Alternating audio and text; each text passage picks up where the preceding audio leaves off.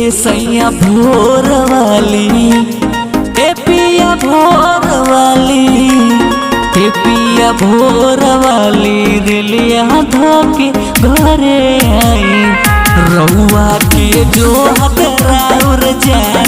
ए पिया भोर वाली, गड़िया धोके घरे आई रउआ के जो हकराउर जान।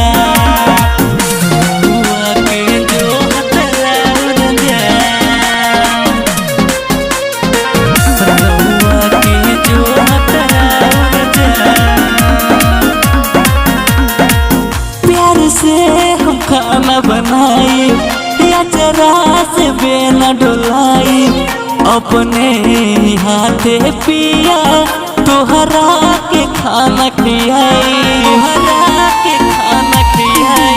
हाँ प्यार से हम खाना बनाई या जरा से बेना डोलाई, अपने हाथे पिया तोहरा के खाना खियाई। मानी जाई बात पिया आई जाई घर। हे पिया भोर वाली, ए राजा भोर वाली, ए पिया भोर वाली, गड़िया धोके घरे आई रउआ के जो हकराउर जान।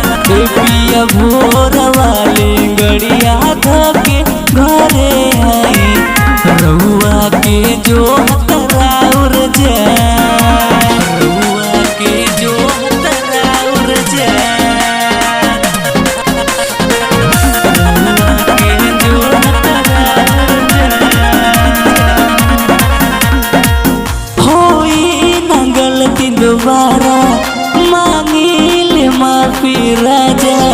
ओ जय पिया घरे आ जाई सुनी राजा, आ जाई सुनी राजा। हाँ होई न गलती दोबारा, मांगिल माफी राजा। ओ जय पिया घरे आ जाई सुनी राजा। कोहरा तानी वादा तोहसे होई नहीं गलती दोबारा हो। हे पिया भोर वाली, हे राजा भोर वाली, हे सैया भोर वाली, गड़िया धोके घरे आई रउआ के जो हकराउर जान। हे पिया भोर वाली, गड़िया धोके घरे आई रउआ के जो हकराउर जान।